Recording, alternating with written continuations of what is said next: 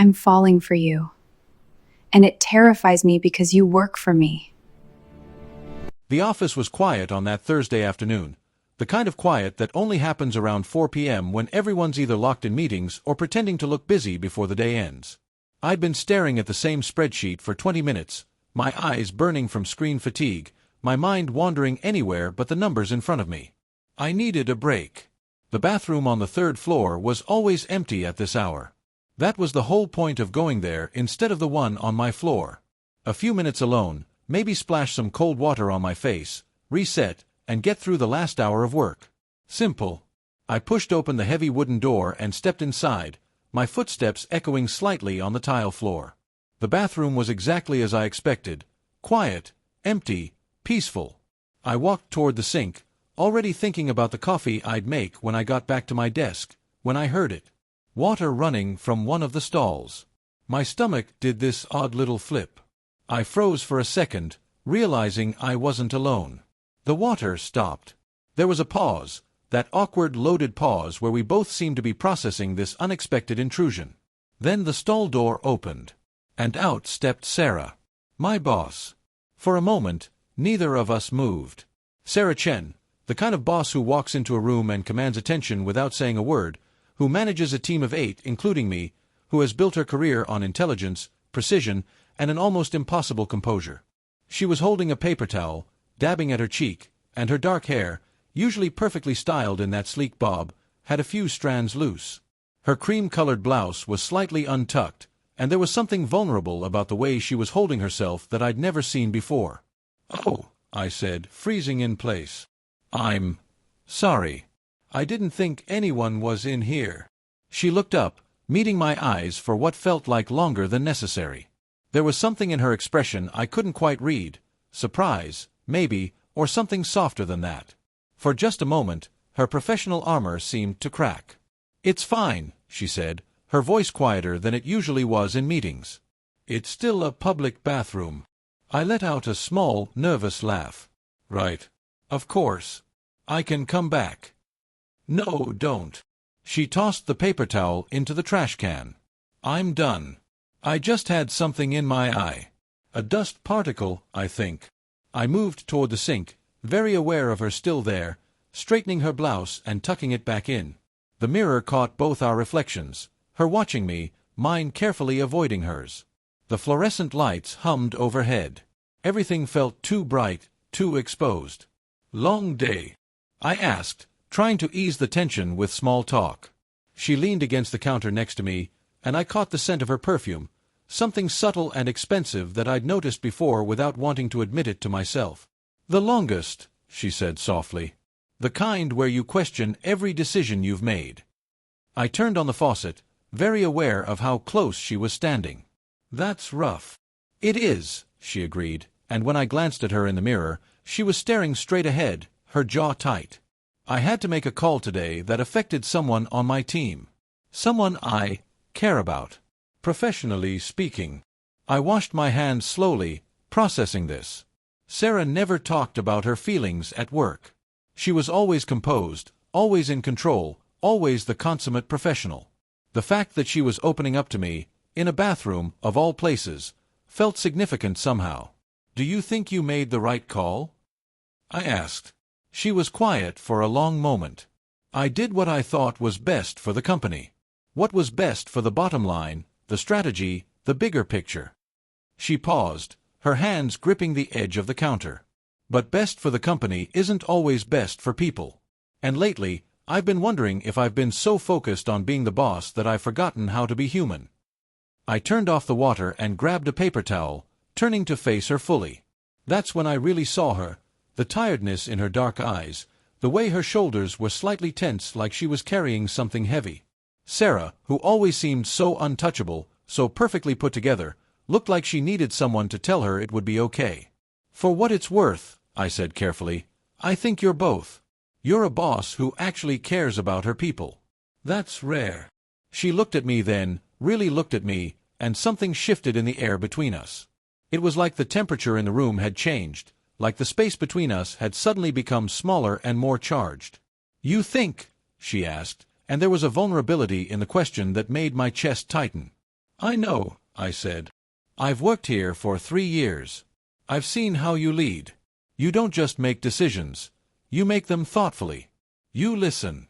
You actually listen to what people are saying, not just the words but what's underneath them. A small smile played at the corner of her mouth. You've noticed that?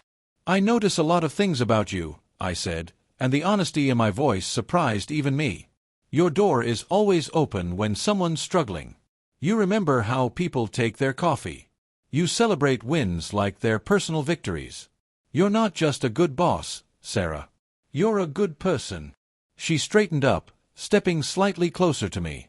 The space between us was maybe 2 feet now, close enough that I could feel the warmth radiating from her. That means... She started, then stopped. She took a breath, like she was gathering courage for something. That means a lot coming from you. Why? I asked, though I thought I knew the answer. Or at least, I was starting to hope I did. Because I respect your opinion, she said carefully. Because when you look at me, I feel like you actually see me. Not the title, not the suit, not the person who signs off on your projects. Just me. My heart was racing now. I do see you, Sarah. I see you. She reached out, her hand trembling slightly, and brushed a strand of hair away from my forehead. The touch was so gentle, so unexpectedly tender, that my breath caught. This is complicated, she said quietly. You work for me. There are rules. There are so many reasons why I shouldn't be feeling what I'm feeling, and even more reasons why I shouldn't be telling you about it in a bathroom at 4 p.m. What are you feeling? I asked, though my voice was barely steady. She closed her eyes for a moment, and when she opened them again, there was a raw honesty in her gaze that made my stomach flip. I'm falling for you, she said. I think I have been for a while now. And it terrifies me because you work for me, and I could hurt you, and I could compromise your career, and I could lose my reputation and my job if anyone found out. She paused, her voice dropping to almost a whisper.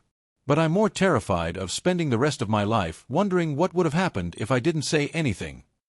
I reached out and took her hand, placing it against my chest where my heart was pounding. Sarah, I started, but she shook her head. Let me finish, she said. I know this isn't fair. I know I'm asking a lot. But I have to know if this is real, or if it's just the stress of the day playing tricks on both of us. Because if it's real, I'm willing to do whatever it takes. I can request a transfer for you to another department. I can recuse myself from your projects. I can navigate this the right way, the professional way. But I can't. I can't pretend anymore that I don't feel this. You want me? I asked, needing to hear it clearly. God, yes, she breathed.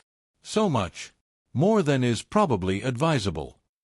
I stepped closer, closing the distance between us.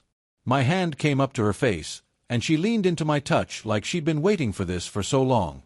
I want you too, I said. I'm terrified, and I don't know how we make this work, but I want you. I've wanted you for longer than I want to admit. How long? She asked, a smile tugging at her lips. Since the first day I worked here. Since that first meeting where you asked my opinion like what I thought actually mattered. She reached up and pulled my head down toward hers. I'm going to kiss you, she said. And then we're going to figure out how to do this the right way. Are you okay with that? More than okay, I said. When her lips met mine, it was soft and careful and absolutely perfect. It tasted like hope and risk and honesty. It tasted like something I'd been hungry for without even knowing it. Her hand came up to my neck, fingers threading through my hair, and she kissed me like she was trying to pour everything she felt into that moment, all the restraint she'd shown, all the professional distance she'd maintained, all the wanting she'd kept hidden. When she pulled back, we were both breathing heavily. Her forehead rested against mine. Okay, she whispered. Okay, we're doing this. We're doing this, I confirmed. I mean it though, she said, pulling back just enough to look me in the eyes. I'm going to handle this properly. I care too much about you and your career to let anything go wrong because of us. I trust you, I said, and I meant it with every fiber of my being. She smiled, a real smile, not the polished one she used in board meetings. It transformed her entire face, made her look younger, softer, like the woman I'd been falling for all along. "I should go first," she said reluctantly. "So it doesn't look suspicious."